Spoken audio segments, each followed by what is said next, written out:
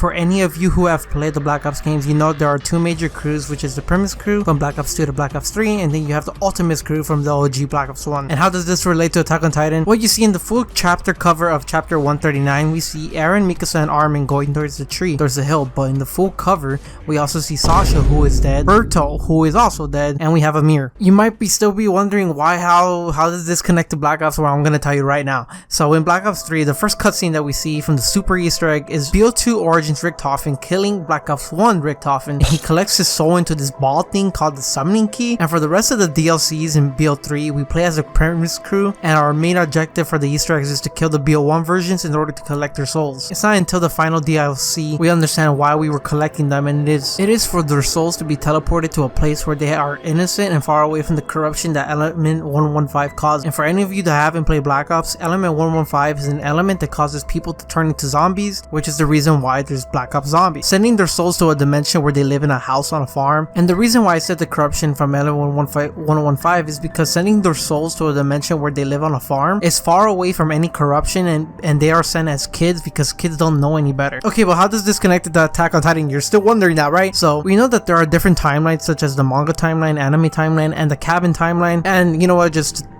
throw in Attack on School timeline, because why not? So we already saw some souls already being collected in each timeline, but let's say for AOE, say Berto, Sasha, and Ymir, souls were already collected to go to the house. But in Attack on Titan's case, they're getting sent to the island, which doesn't have any walls, which proves that they're in a place where there's no corruption, aka no Titans, no racism towards Eldians, just kids being kids. Doesn't this start to sound a little familiar now? We also see Eren chilling by the tree, which is coming from the manga timeline since he had to dive to Mikasa, but we also see Historia, who probably died from old age or the bombings on Parody in the extra pages that we got from chapter 139. So this leaves us with the rest of the alliance, which is Annie, Armin, Mikasa, and the rest of them. So where are they coming from if we're going by the Black Ops theory? We haven't seen them die in any timeline besides Mikasa of old age, but we're not going to be counting that into this theory. In the final episode of season 3 part 2, we get a tease at season 4, and there's a frame of bodies and rain, which is also in the My War intro. So if any of you guys have been watching my other videos, there are also birds falling from the sky representing the scouts. In core 2 of season 4 part 3, we also see dark clouds heading towards the rest of humanity at this point. And why does it matter? Because using anime logic, a cloudy day means that something bad is about to happen, and in this case the Alliance will die from Eren, causing Eren to succeed in the rumbling. Well, somebody better be dying. I'm dying.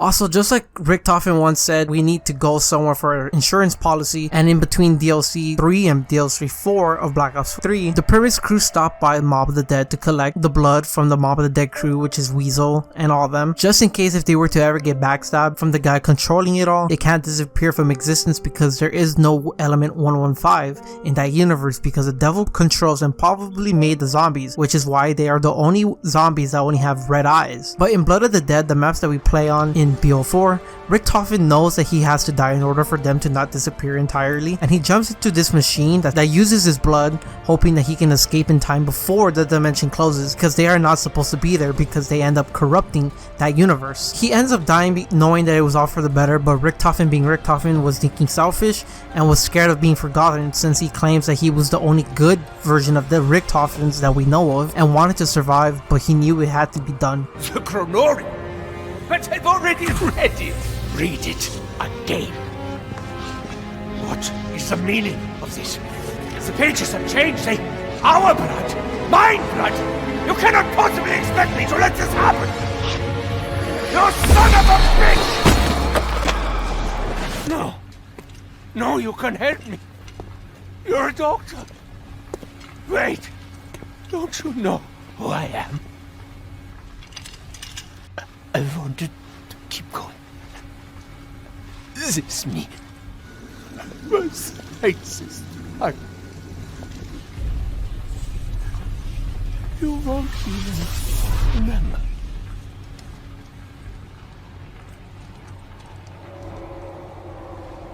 In in the Attack on Titan manga, Eren also does the same thing, knowing that he has to die in order to secure his friends a long and happy life like he wanted, and wants to be remembered, and doesn't want Mikasa to move on after him, but views himself as a good guy for her. Isn't this sounding familiar to Richtofen? And that's why he probably told Mikasa on where to kill him, because he was only thinking about his friends and not the rest of the generations and after his friends die, who are gonna have to suffer the consequences of not going all out on the rumbling. That was pretty selfish, right? But in Black Ops 4, the premise crew finds a different Richtofen before going to DLC 4 in Black Ops 3, who is going to help them fulfill the mission of protecting the children. And why it's still, how does this connect to Attack on Titan? Well, one version of Eren died selfishly for the sake of his friends instead of the people he said he was going to protect, which were the people on the island. So using everything that we know by now, we're gonna get a different Eren, which is Berserk Eren, whose mission is to protect the people on the island like he said he would, which is going to lead to Akatsuki no Requiem theory. So what do you think about this theory? Am I just going crazy from the blue stuff from Breaking Bad, or does it actually make sense? But it's just a theory. A,